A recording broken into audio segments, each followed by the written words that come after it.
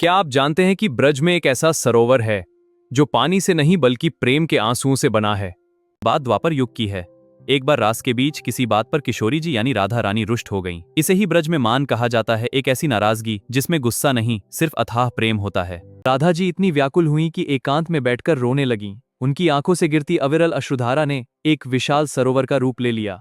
यही है आज का पावन मानसरोवर।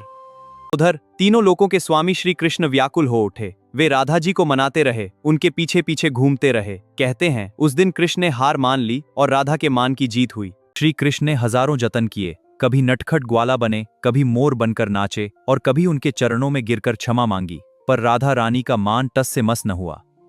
राधा रानी आंखें बंद किए रो रही थीं। कृष्ण जी बिना कुछ कहे उनके सामने आकर खड़े हो गए। फिर धीरे से अपनी प्रिय मुरली राधा के चरणों में रख दी और स्वयं सिर झुकाकर उनके चरणों में लेट गए।